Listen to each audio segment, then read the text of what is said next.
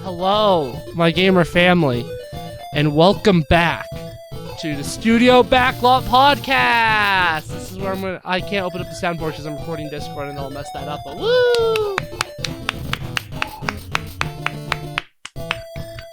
Anyways, as you can see, we're down Brandon. He couldn't do it today, but that's alright because we have a special guest star who we have a lot to talk about with.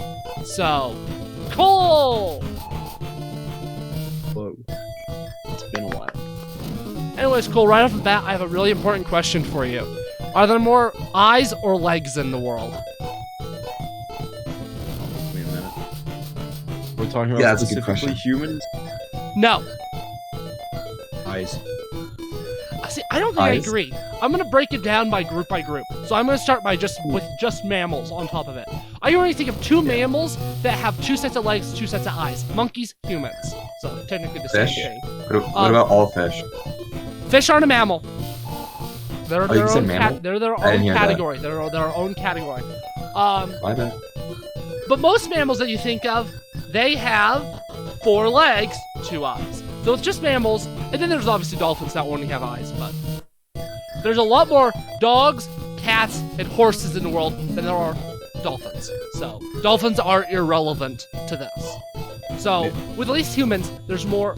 With mammals, there's more legs. Once you add birds, most birds are 2 legs, 2 eyes. They don't change anything. Fish are an interesting one. Josh is right. Oh, crabs. I guess crabs are a mammal, aren't they? What are the crabs? Crabs are arthropods, right? Okay, they're actually later then. Fish are an interesting one. Is they switch the equation up to eyes, but not for long. Insects, and arachnids, and other creepy crawly thingies. There are countless flies in this world. There are more flies than there are fish, and flies have like 4 legs, 6 legs. How many eyes do flies have? This is where I think you're wrong. That's the problem. Flies have two compound eyes made of 2,000 simple eyes each. That's where I think. Maybe there are more eyes because you have fish and flies. Yeah. So the question is, I'm do you sure- count the compound eye? A compound eye is 1 eye, or as many eyes make up the compound eye? I think. I think the answer depends on that. If you I count think the it does. compound eyes as 1 eye, there are more legs. If you don't, More there are legs. more eyes. I looked it up, and it looks like there are 5 eyes per fly, and the compound eyes, you just group them. Because the compound eyes are just buckets that get light. I don't think they're individual stuff. Oh, so are we gonna count flies as just 5 eyes per? How many legs do they have? They have 6, right? 6. Wait, where are you looking? Because I definitively have 2 prominent compound eyes composed of 3,000 to 6,000 simple eyes. I just googled how many eyes do flies have as the first result. I guess I could go deeper. 2 If we're trying compound to get eyes real and then 3 specific. other Second eyes. result I got. 2 compound first eyes result, I and don't 3 know. other eyes is what I'm seeing. We'll stick it with 5 eyes then. Okay. 5 eyes know seems fair. Where the If we stars keep it lie. at just 5 eyes, I think legs wins easily. Legs wins. There we are. And we didn't even have to talk about amphibians or reptiles. Oh! Are snakes the only reptile without legs? Legless lizards also don't have legs. There can't be enough snakes and legless lizards though to really change the balance because there's just so many flies. There are quintillions of insects. So I think, Yeah. Yeah, I think think of mosquitoes. Yeah, there's just Mhm. so many insects that they essentially insects are the only ones that matter with this question. Nothing else matters. Gnats have legs. I've never seen a gnat still. Doesn't gnat even look? Oh yeah, 6 legs. Yeah. Yeah, I'm saying legs. mhm. Over 10 quintillions of insects. A lot of bugs. Wow. There are approximately 1.4 billion insects per person. That's a lot of insects. Well, anyways, that was a quick little question I read today. So I wanted to ask it on the podcast because I thought it would be fun. So Cole, Yeah. you're a quirky person, elephant in the room. You live abroad for a lot of the year.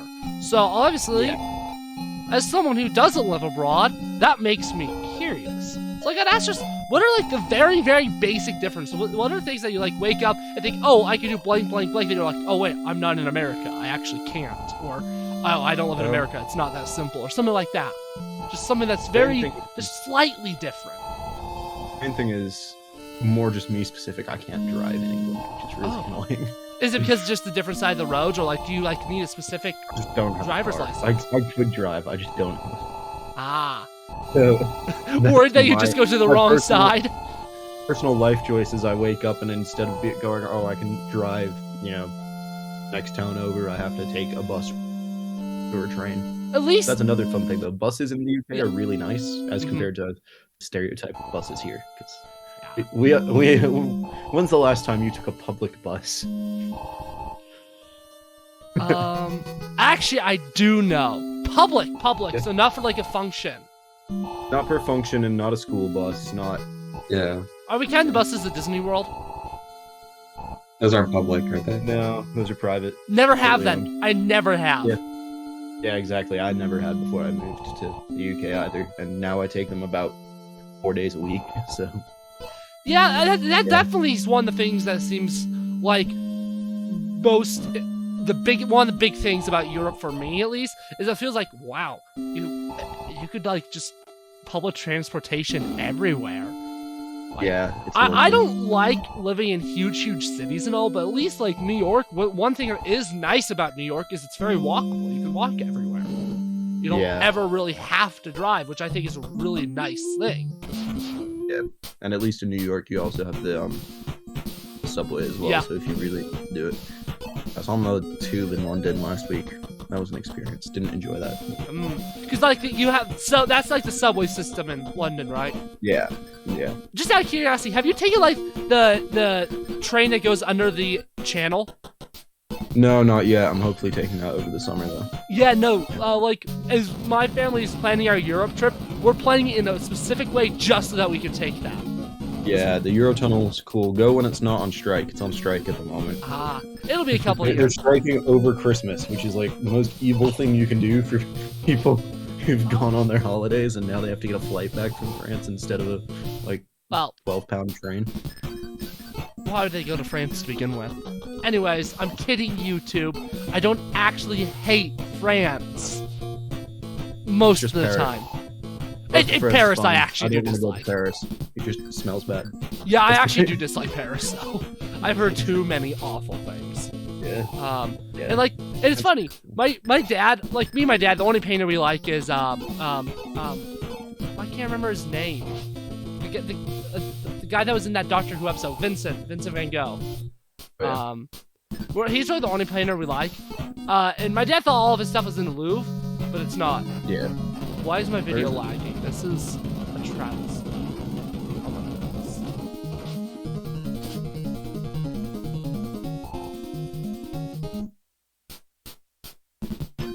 I'm just laggy McLagface, so it's not lagging right now. Oh! Yeah. Ha! But yeah, just in general, like, how much, like, what's the wage question? Like, do you make more money there or more here? And which lasts longer? Does it last longer there or here? And like, when So I definitely make more in the UK, but I think that's just because of my job.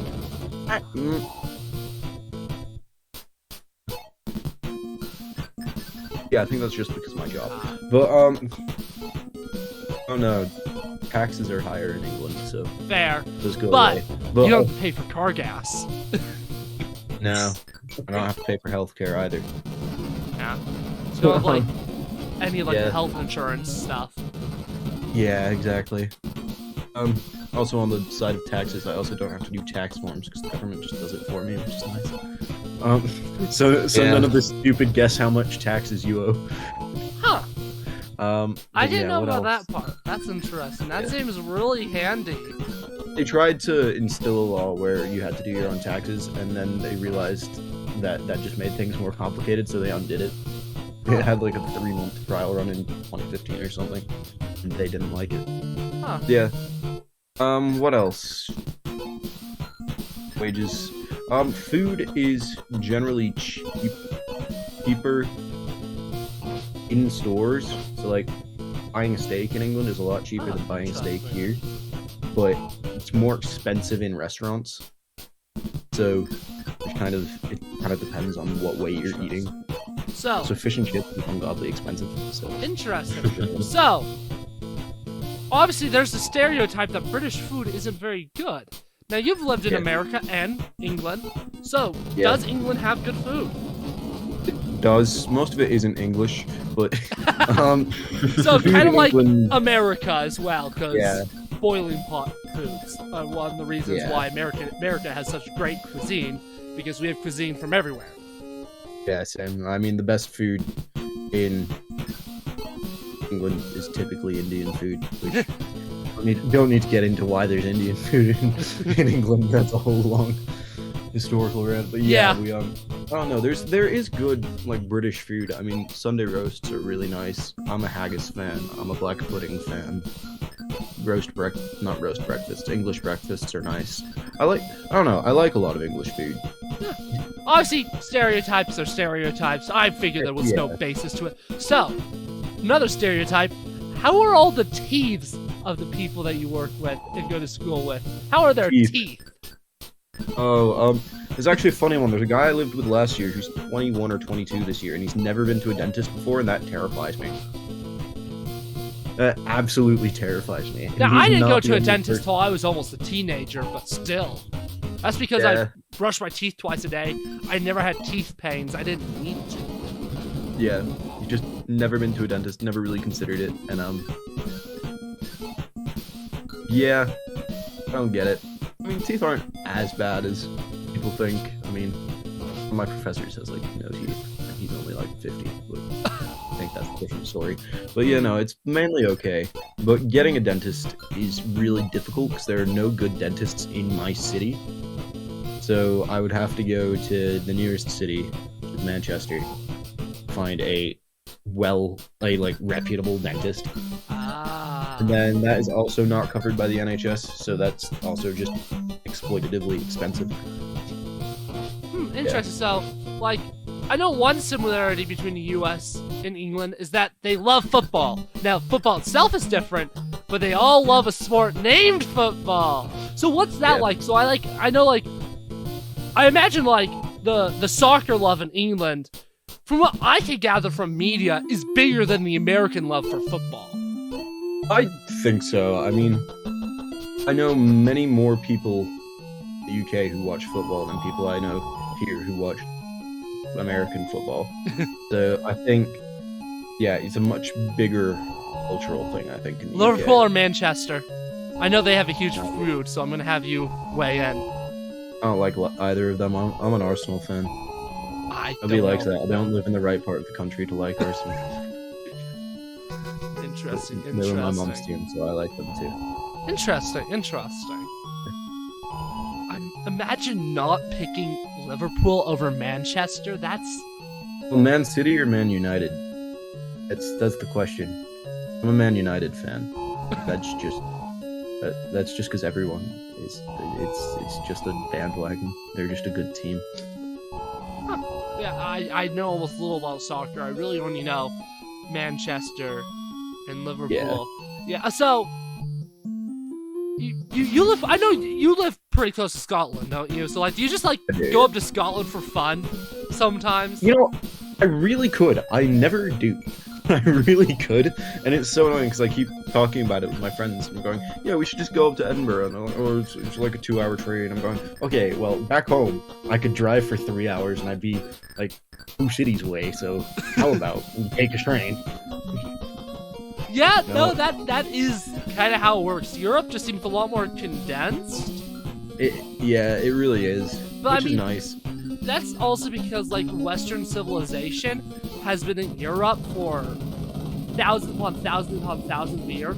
the European colonists have only got to Europe. I mean, only got to America 500 years ago, give or take. Yeah. So, like, I imagine in like a couple thousand years, the U.S. will be a lot more condensed too. Because I mean, if you just look at the U.S., we're getting rid of farmland, putting suburbs there. So, but that's the thing, we're putting suburbs, not cities. So, they're still not going to be walkable. Yeah, no. I mean, I do go to other cities pretty frequently, though. Trains are cheap, so it's like £6 to hop across to another city. But yeah, I haven't got up to Scotland as much as I would like. How hard is it to get to Ireland? I know, obviously, Ireland's in the EU. Well, it depends. To go to the Republic of Ireland, I mean, it's plane to either of them. I mean, Northern Ireland or Southern Ireland, you'd have to get a plane, but I live quite close to an airport, and it's rather cheap. And I know, like, Northern Ireland's obviously a lot easier to get to because it's part of the UK. So, like, you don't need a passport or anything. I imagine most of the time it would just be easier to fly to North Ireland because you don't have to worry about passport there to, like, take transportation into Ireland. I imagine something like that's probably... I figured. I don't know. England seems like a cool place to at least visit. It seems like the live in, it's in a lot of ways just really similar. I think of all foreign countries, Canada and England and Australia and New Zealand, those four are kind of just slightly different variations of America, where all 5 countries have pros and cons to why you'd want to live there. Which is why I'm going to pose this question. If you had to choose another country to live in that can't be from that list that I just said, of the dominant English-speaking countries, language isn't... For this question, language doesn't matter. And Josh, I'm going to ask you this question too. Language doesn't matter. I figure that you speak the language, but what country that doesn't already speak English would you like to live in? For me at least, I mean, I'm planning on moving to the Czech Republic in a few years. Interesting. Yeah, they're trying to get a booming film industry, right? Yeah, and they have one of the best film schools in the world, so yeah, that's why I want to go there. What about you, Josh? What's that? I think I'm mixing my stuff up. I think it's Netherlands, but or the one that's really bike heavy, like super walkable, bike heavy, really happy country. I think it's Netherlands. I know super happy technically is Scandinavia. Finland is supposedly the happiest country in the world. So I feel like but that applies to like all the Nordic and Scandinavian countries. So I imagine you're probably talking about the Netherlands. Obviously, it's not Nordic Scandinavian, but to what I understand, it's a very bike heavy, and it's also a relatively happy country, mostly because they do a lot of fun stuff there, like weed. I mean, that's also Colorado, so I wouldn't call it the happiest place in the country. But yeah, Netherlands seems like a decent place to live. I'm just trying to think for me. Germany just seems like a pretty solid place to live. But I'm also not in the tech industry, so I have really no reason to actually live there. Because I know that's a great place for tech. If we think film-wise, probably Czech would probably be a good one too. Or I'm trying to think. Film-wise, also Romania is really good. Really? Yeah. Did not know that. I can't believe I'm saying this, but maybe even France, because I know, like, unless things have changed over the past 50 years, they used to, like, give a lot of government aid to film, so... Unless that changed... they do. So, unless that, like, heavily changed, it would also be a good place. Well, remember, for this question, you speak the language. It doesn't matter. Yeah. You'd be French. French? I think... France, I don't think would be terrible. Either, although France always has issues going on. So I guess I'm going to go with the filmmaker's answer. Cole knows what he's talking about. I'm going to say Shaq. Yeah. I think that's the best one for filmmaking, probably. That is not keeping in mind recent events in Prague. I don't know any of those. By the time this goes up, they're not recent, probably. Yeah, probably. This was the shooting? It was a shooting, yeah. Oh, dang. At the university as well. That's so American. I mean, what? It is. It was a copycat shooting. Oh, That's crap. what it's saying in the moment. That's great. I was talking with my mom about it yesterday, and I was kind of like, it's kind of put a damper on going to university in Prague. You know, it's I mean, FAMU is like a dream school for me, so I'd still probably want to. But like, and at least you can expect the Czech Republic to have gun reform after a major shooting, unlike a certain country we all live in. And like, I thought you were also planning like doing a study abroad there as well, not just going there. Probably going there to study. Yeah, but that'll be my master's. I wish I had time in my degree plans to study abroad, but I don't. Because like I know like the film department in the school that me and Josh go to, they have so many film study abroads. I'd love to do like one of them, but they just don't fit in what I want to. We had the option to study abroad, but I just chose not to because it would have made my degree a 4-year degree instead of a 3-year degree. Would have made my degrees 6 years instead of 5 years. Yeah. I don't need 2 extra years. I already have an extra. Exactly.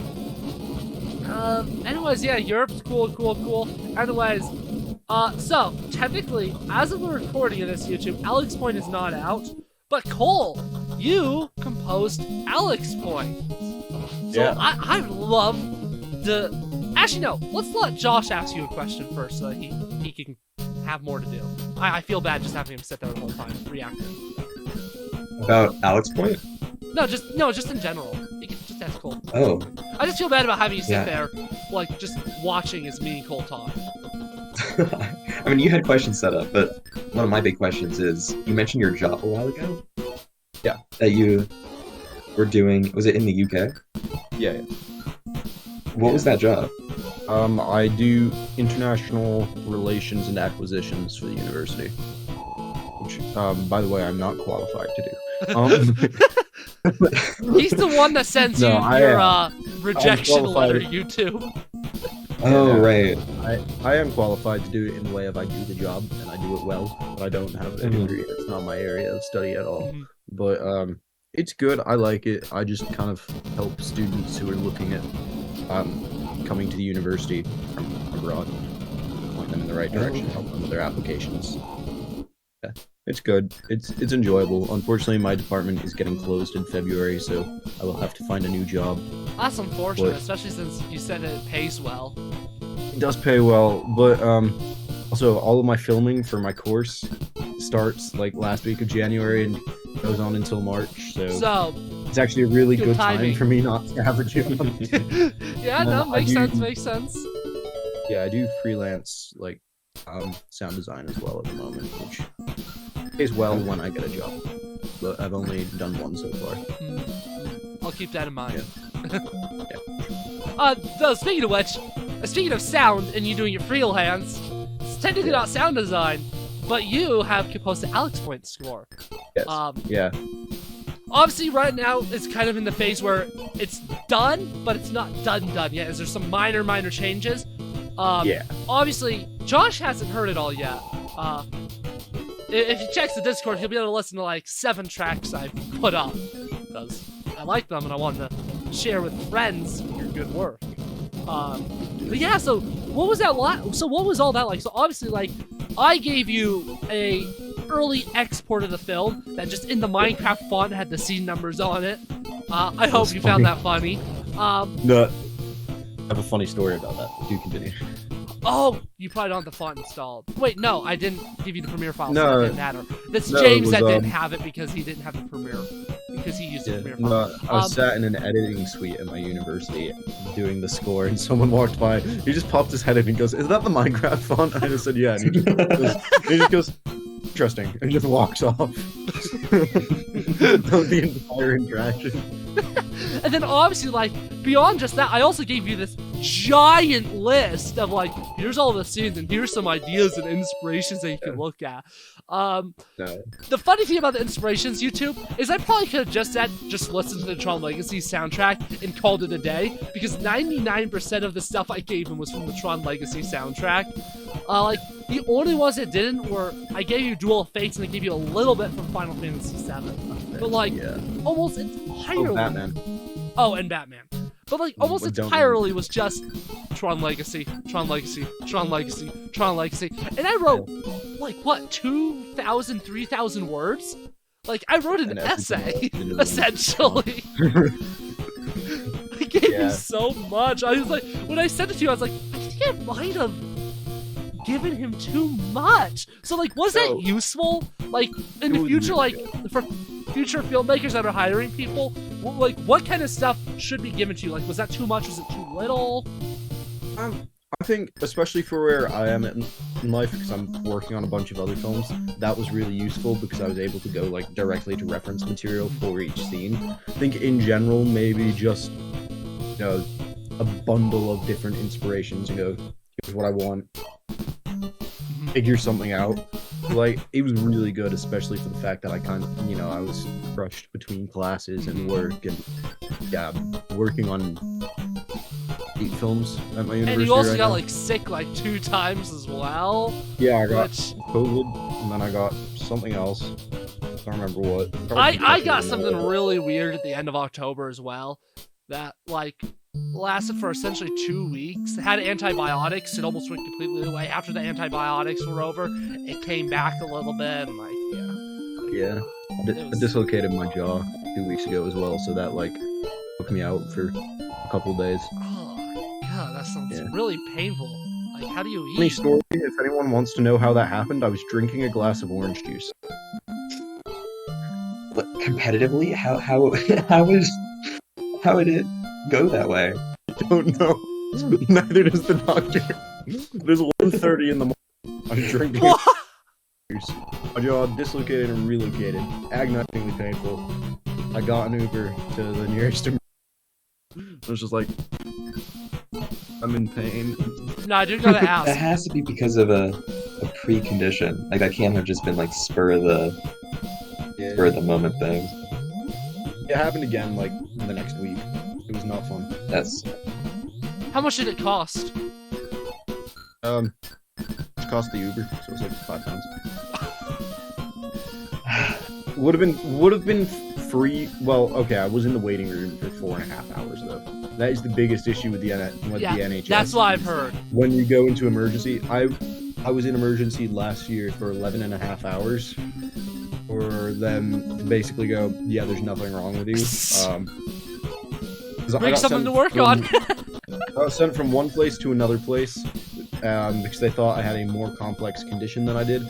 I got to the second place, I'm way there for about 6.5 hours. I went and I see the doctor, looks at me and he goes, considering you're standing up, you're not vomiting, and you're not like screaming and crying in pain, you don't need to be here. And then they gave me some antibiotics and let me go on my way. I will say that definitely sounds painful, but as someone who has a bunch of medical stuff that runs in one side of my family's history, I need to make serious bank where I'm going to be in debt for all of my life. Yeah. I think. No, this seems handy. But back to the soundtrack. So obviously, like, did you like going in it like in a linear way? Because like obviously, I know from texting you actually did like watch all the stuff. Like you knew what was happening in each scene. Because I remember I was texting you and James. I was like, is the fist fight scene too long? And you're like, no, it isn't. Keep it as it is. Yeah, I like it as it is. But no, so I did go about it linearly because what is his name? Hans Zimmer, who I'm going to see in concert this year. Excited. But Hans Zimmer has this whole theory of like, he calls it a musical diary or journal, one of those things. And basically he just kind of sits down, just goes and just makes music consistently and slowly pieces it together and then goes back through that diary, takes chunks of it and finds where they would fit. Yeah, like listening to it, I can definitely tell you did that. My favorite piece of music, this may be a weird one. I'm curious what your favorite piece of music is. Obviously, you didn't give them names. I'm the one who started giving them names. Yeah. But my favorite piece of music that you did was the reprise of the main theme in scene 14, which is where Brandon and Seth, they find me in the recreation of the basement. That's my favorite piece of music. Is when I was listening to it, I was like, oh, it's the main theme. Oh, that's cool. That was my reaction listening to that. Yeah, thank you. Like, yeah, that one was fun because basically the main theme in the diary I have of it is just one long thing that kind of rises and swells and dies off. But like, yeah, I think that was a fun part because I did kind of get to listen back through my theme for it and go, ooh, I can put it's like this is kind of the right place for this, and you just have to trim it and make it feel right for the scene. But yeah. No, I really like the main theme overall. Yeah. My favorite part is the Batman music, just because it was so different from what I normally do. Alex has heard me complain so much about the damn the brass orchestra, digital instrument on my laptop. It hates me. I cannot level it at all, so I turned it all the way down. It is at the bottom. The level is negative 20 decibels, and it is still ear-burstingly loud for some reason. At least brass is like my favorite, so yeah, it's okay. Yeah. And out of the other scores I've done for this, I've never done a brass orchestra before. Really? So it's fun to get. Some of the brass sounds pretty good. I don't know how much you saw in the Discord when I was talking about your score. I definitely said a sus remark relating to how much I like brass. So I don't know if you saw that part or not. I'll take a read for. I have so many Discord notifications these days. Yeah.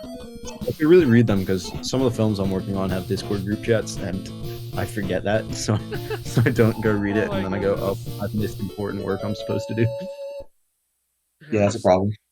Yeah. Do they ping you? Yeah. If it's something pressing, I'll get a text from the producer and be like, hey, have you done this? And I'll go, yes, and that's a lie. I'll go and do it. Yeah, so, the sus comment I said is, oh my good god, this score has so much brass, I think I'm going to, and then you can fill in the blank. Yeah, I got it. Josh clearly hadn't seen it yet based on his facial expression. I can imagine what it is. Yeah. And so, like, I also like played it. a fun game using the score as I was exporting them and sharing them on the Discord. Obviously, I was giving them names. I was like, hey, can you guess what it is? And Zach actually got the first two correct. Orderly, and he couldn't even listen to it, just using the name of the tracks. So I was like, damn. Yeah. If you have a basic outline of the story, track names really are a spoiler. It's like the Phantom Menace soundtrack that spoiled that Qui-Gon died in that release before the film. Oh, yeah. So I'm like making sure I do not do spoilers in the soundtrack, even though I'm not releasing it early. Releasing on YouTube, that is. And it's something that if you're interested, Cole, James actually has a way to release like CDs. So like, if you want to get some extra money, I say release it. Honestly, like on like streaming extra online. Money used. Oh, changes his mind and is like, actually, I do want full pay for my work. Less than a week before premiere and after I already pivoted to paying the actors. No, don't worry. Did you know about that, Josh? I was never gonna make you. Well, you're getting paid. Oh. Okay. Cool. I was never gonna ask for full pay for this. And I feel bad because I know you put in a lot of work. Yeah. So you'll get your actor pay, $15 for acting, and then I'll also buy you a damn Chipotle. We'll have to like see a movie. We'll like see a movie and get Chipotle or something like that. I don't know. Well, I'll be happy with that. Yeah, Chipotle. Yeah, when Cole Is that Cole Chipotle? just we were texting. Cole's like, Alex, don't pay me, and I was being resistant, and he's like, just give me Chipotle. So all actors get 15. Is that what you said? Yeah. Oh. And then there's James, I put it who right did into not D&D. turn down being paid for sound design. So James is actually on my expense list. You have all the props listed out, all that, actors, and then the biggest expense, James. Yeah. Fair enough. James is the most expensive thing in this movie. It would have been Cole. It would have been Cole. No, I don't like taking money from my friends, especially like, it's a first film. Shouldn't have to spend too much money on it. Sorry, I'm distracted. I knew about the Millennium Falcon, but the TARDIS. Yeah. Oh yeah, I have a TARDIS on the other side. Okay, I wasn't gonna talk about it, especially because by the time, actually, chances are actually we're not gonna be that behind because most likely the next season's actually not airing till May, and this will be in April, theoretically. Have you seen the 60th anniversary specials yet? No, I have not. I'm so annoyed. Okay. I don't have a TV license in England, so I actually don't have a way to watch it. But I'm not paying the government for TV. Okay, Mr. Cole, you have a Blu-ray player. Probably. Fine if you do. What time when you? You'll have to text you when you go back to England after this. I will lend you my 13th Doctor Blu-rays, and then we will hang out and watch the 60th anniversary specials and the Christmas special at my house. Alright, I'll be happy. We will do that so that you're finally caught up. You'll just have homework of watching the 13th Doctor on your own. I'll give you that at the premiere. The thing is, I've watched most of the 13th Doctor. I didn't watch 12. That's a whole other story to get into. I'll give you 12 as well. I don't. That's painful. Yeah, can I actually separate with my 12th Doctor Blu-rays? Sorry, I have 12. I have all of it. Yeah, you should really give him a rewatch. I did not like him at first. I did not like him on the first rewatch. The first watch. The second watch, I thought he was okay. The third watch, I was like, he's good. Fourth watch, something clicked. Something just clicked and I was like, oh, this is just the best Doctor Who ever has and ever will be. It took so many rewatches, but then it just clicked, and it was like, oh, this is amazing. And I've tried doing the same thing with the 13th Doctor's era. Like, I rewatch it every year in full, hoping that I will actually like it. Yeah. Let's just say 2024 is the year that I give up on that era. That's fair. Because it's already solidifying my opinions of, in a vacuum, I think it's good. In comparison to the rest of Doctor Who, no. Not even close. Yeah. There's a couple of great episodes sprinkled in. But that's it. That's all there is. Most of it, not a fan of. Yeah, I get that. Which pains me to say, but at least the future is very bright. Ncuti Gatwa seemed amazing. Yeah. He's left such a great first impression, and I can't wait for you to see that first impression. So we'll get on that. Anyways, that was a conversation I wasn't expecting to have. Yeah. Back to Alex's point. Yeah, I just want to say my favorite thing with making the score, is how different it was from the last things I did. Because the first score I did was, technically the second one. I did one for a musical at one point, but that was all a cappella, so that's entirely different.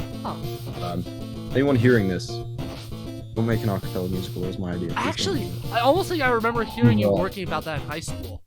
Yeah, I was working on it in high school. I've wrapped it up now and finished it. How is it? I think it's pretty good. It's fun. I'm not gonna go musical. I would not want to be in it. I'll say that much. Yeah, no. I think it's a really cool idea if it gets executed properly. Then I did a full orchestra one, which is classic film school, but one big orchestra. And then the last film I actually did was a bluegrass score, so it was all banjos and a double bass and stuff. And we actually recorded that in a live studio. That's really and a couple cool. Of my friends. Yeah. I wish we had more time for Alex's point, because if I didn't try to get it out this year, I would have definitely loved to have a live orchestra or something. But obviously, we did not have the time for that. Didn't have the time, and I don't know enough people. At that point, I probably would have gone to the music, had you give me all the sheet music, and then I would have spent way too much money. Yeah. Most college music departments though, if you pay them, practice is practice. Yeah, exactly. It's originally I was gonna go to one of my composing friends from the school I go to, composing and math double major. For the score, he was nah, not much alright. So because I wanted somebody that I knew to do this score since it's my first time. I wanted to make sure somebody I knew I could work with well. So obviously he was my first thought just because that's what he wants to do for a living. And I was Cole's composed before. He's a filmmaker. I imagine he'd willingly do it as well. Yeah. And it's obviously it worked out great because it's a great score. Thank you.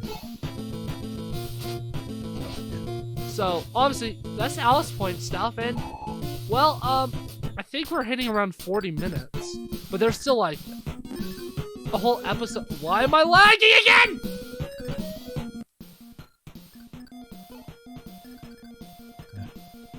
You good? No. Ah, this is really big lag spike. Oh, I move fluidly. There it goes. Oh, there's the background footage is back. But I'm not. Oh.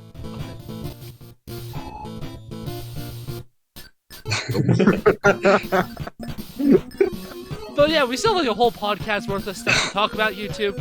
So this guest star episode is actually guest star episodes. So thanks for coming to the studio's backlot, YouTube. And well, this is the end of the take. Cut! And that's where we're ending it. That's where we're ending it. Is that how you're gonna end all the podcasts? I guess, yeah. But technically it's not over yet until I end the background footage from Premiere. So now it's ending right! Now it ended.